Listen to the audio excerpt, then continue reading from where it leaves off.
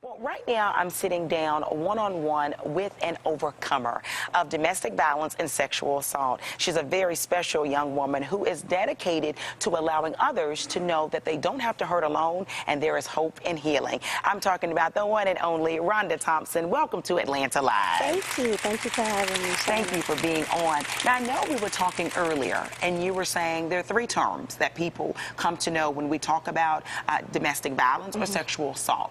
And those words are victim, survivor, and overcomer. Right. You're an overcomer. Yes, ma'am. You're an advocate. Yes. Briefly talk us through your testimony. So my testimony, let me just say that, you know, the term domestic violence is in exchange with intimate partner violence. Okay. So domestic violence can be any family member, anybody in your domestic, you know, arena. So my violent life started when I was a child. Okay. I went from experiencing child abuse and on into sexual abuse, and then as I got older, about 13 or so, I became very suicidal. I ran away from home. Yes. And I wasn't leaving any notes to say, hey, I'm in trouble. I just did it. And from there, I became very promiscuous and got involved in intimate partner relationships, you know, as any young adult or young teenager would. And from there, throughout my adolescent and early adulthood, I experienced domestic violence with male partners as well. I see. You know, here you are today, a woman who eventually gave her life to Christ at the age of 22 as a young adult. Today, you are committed to traveling this nation, this community, and telling others they don't have to suffer alone, right? Yes. You can leave the victimhood category and become one that stands strong. You know, why have you chosen, Rhonda, to be so sincere and upfront about this? Because, you know, we live in a society, and this is well known, where we suffer in things that are not our fault, like it was not your fault, what you went through, but yet we'll say, I don't want others to know about it. And I'm not necessarily saying that's a wrong thing, right? But hush, hush, let's not address it.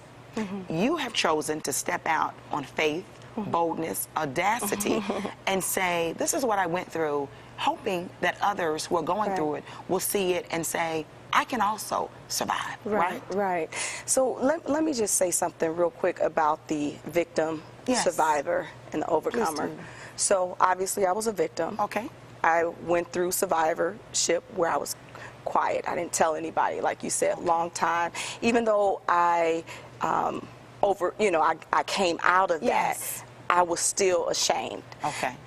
Then God showed me what it was to be an overcomer. Okay. And an overcomer is one that takes that survivorship, that abuse, that chronic illness, whatever it is for you, and they do something with it. Powerful. They want to empower others. They want to share their story and break the silence. So silence is deadly, just like the enemy. He speaks in our ear and he tells us secrets, and you know, and we deal with these thoughts and, you know, sin or whatever, and what's done in the dark will come to light. Always. So it's better to be free than to be bound. That's right. And I can't encourage other women to use their voice, to break their silence, to flee their abuser if I'm wearing a mask myself. Okay. So it was one of those things where, okay, you're going to have to live in your truth too. You're going to have to, you know, tell people your story. And to no shame of anybody else or any of the abusers, but this is my story, and this is what I went through,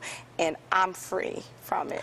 You know, Rhonda, when we talk about domestic violence, and thank you, you explained that so well, that it can be anyone who someone is knowing, right? Well, I mean, family member, right? So spouse, husband, boyfriend, girlfriend, because there are women that abuse men. Yeah, it's not gender specific. Let that be known, that's right. And I think sometimes you're right, when we make silent of it or we're not open about it, people can think they're the only one suffering of this. But you know as well as I do that there are men or women watching us tonight who may officially be in a domestic violence situation, but they don't realize it, Rhonda. Because what I suspect that human beings do, it's easy easy for me to recognize it in Rhonda, but I can't recognize it in myself. Right. You know, why is that so from your perspective? And if someone at home watching Atlanta Live right now is struggling with that of saying, I'm not really sure I am, you know, what would you suggest for them to do if they're on the borderline of thinking they may or may not be?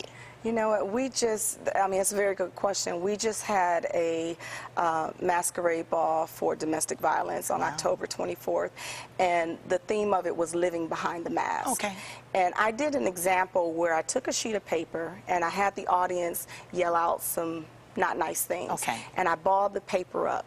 And as they would say the words, I would ball it until I got it into a ball. Yes. Then I had them go back and encourage me. Okay. And as they encouraged me, I pulled the paper out. Okay. And what I was showing was the remnants of their words, how the creases were in the paper. Okay. That person has been traumatically experienced or received this type of abuse that experienced them traumatically, affected them.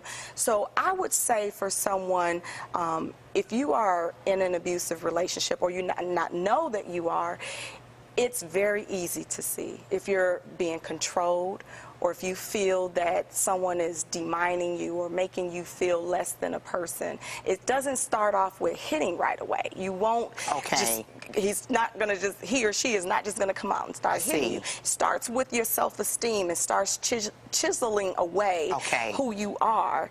And eventually you're so in love or you're so drawn to this person that they begin to make you feel like you were the reason.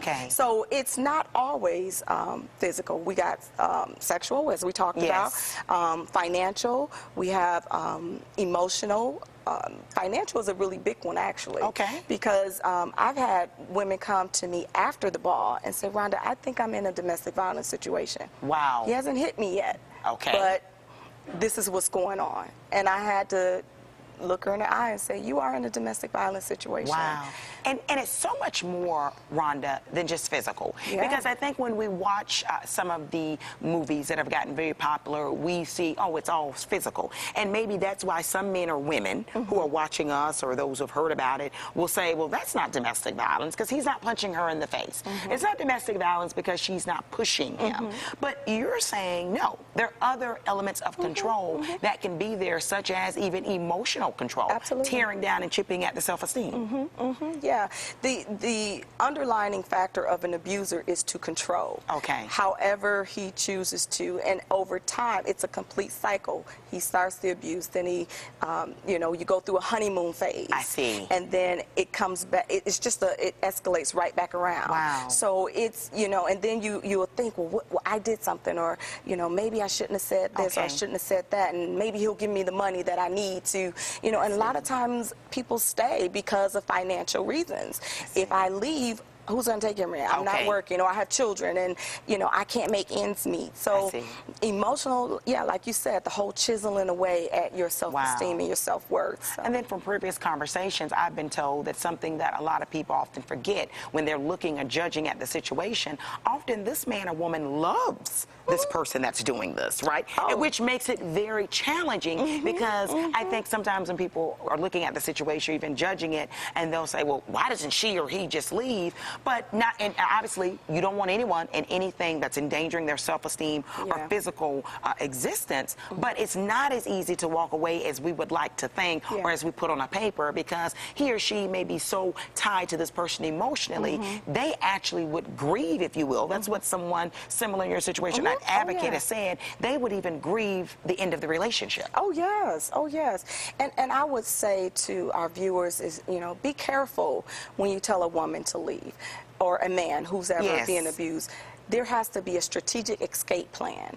You have to think, because statistics have shown that when the victim leaves, that abuser gets even more angry and it's more dangerous. So if he knows where you're going, or she knows where you're going, it could be not a good thing. So you have to strategically plan that escape. Speaking of a plan, I know that you and an important group of individuals you work with, a nonprofit, are in the midst of actually coming up with an emergency shelter in the area for men or women who need to get away. Tell us more about this project. So it's the organization is Rose of Sharon, Transitional Living for Women Phenomenal. and Children. So we currently provide supportive services to women and children, be it they need, we act kind of like a liaison, in finding shelter for them, food, clothing, whatever. Yes. But our goal is to be able to take women from 24-hour emergency shelter through a transition period and ultimately into permanent housing. I see. So yeah, we're on a large campaign to get our facility prayerfully by next year. You know, Rhonda, that there are people watching you right now that are saying, I'm not going through that, but my sister is. I'm not in that, but my nephew is in something that's very unhealthy. I haven't seen any bruises, I haven't seen any scars, but his behavior is very different when he's around her. He can't really speak freely, you know. It seems like it's a component of fear. Yeah. That loving family member or friend or neighbor wants to help, but they hear from advocates like yourself, rightfully so, it's not always easy. Yeah. How can someone that's concerned sincerely help the other person? I like the fact of us saying concerned. Okay. Because oftentimes when victims go to their friends or family, they're judged. And they're said, why don't you leave? And leave and go where? Can I come to your house? No, because he might know where I am. But for those that are truly concerned, learn about domestic violence. Learn of the signs. Learn of, you know, because as it affects the mom or dad, whichever are involved, I'm called to women and children. So. And women tend to be the victims mostly, in all fairness. 85% women, 15% men. And when women and children are trying to get out of it, they don't necessarily have the resources sometimes. Shelters are full. They can't make the calls they need to make. So I would say, if you have a family member or friend that is involved in domestic violence and you know, do some research, find some resources, call me. I'll help you find shelter and the services that is needed. But we have to help. We have to help, support, and be my sister's keeper. To help those. And it takes a village, a community to stop it. And if we're seeing it, if we have a brother or a nephew or male cousin or female cousin that's doing it, would you think it's a good idea to address them and say, that's not healthy and that's wrong? Does that work? I know there are different opinions or perspectives on that. Yeah, it's not that simple. Yeah, it's a fine line, because if I'm directly involving myself, I don't know how dangerous that could be for me. I've had a survivor come to my house, and I oftentimes have to open my home up, not realizing that her abuser was in the car. And I had to tell her, do you realize how dangerous that is for my family? So I have to be careful with an abuser. So I will have to say, use your Holy Ghost and pray and see, is this a safe place to enter into that territory? Because it can get ugly.